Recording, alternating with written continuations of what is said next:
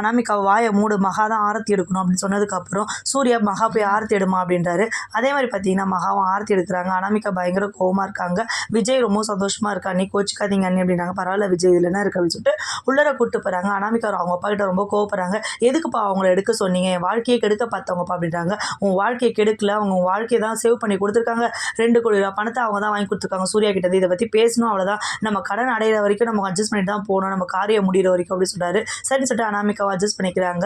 மகா பார்த்தீங்கன்னா எல்லாருக்கும் சாப்பாடு செஞ்சு போடுறாங்க.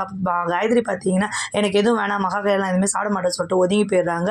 இதை பார்த்த சூர்யா எனக்கு எடுத்துட்டு வா மகா, நான் சாப்பிட்றேன்னு சொல்லிட்டு சாப்பிட்டுட்டு நல்லா ஓஹோ ஹஹான்னு சொல்லிட்டு ரொம்ப பெருமையாக பேசுறாரு. ரொம்ப டேஸ்ட்டாக இருக்குது மகா அப்படின்னு சொல்லிட்டு ஸ்வீட் செஞ்சு வச்சிருக்காங்க. அந்த ஸ்வீட்டும் பார்த்தீங்கன்னா செம்மையாக இருக்குது மகா அப்படின்னு சொல்கிறாங்க.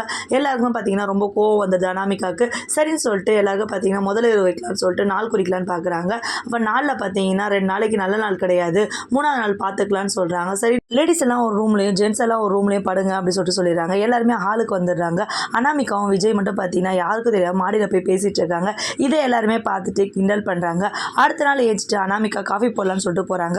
மகா கொடுங்க நான் போட்டு தரேன் அனாமிகா அப்படின்னு சொல்கிறாங்க. நீங்கள் ஒன்றும் எனக்கு எதாவது ஹெல்ப் பண்ண வேண்டாம், நானே போட்டுக்கிறேன்னு சொல்லிட்டு ஒரு மாதிரி திட்டிடுறாங்க மகாவை பயங்கரமாக.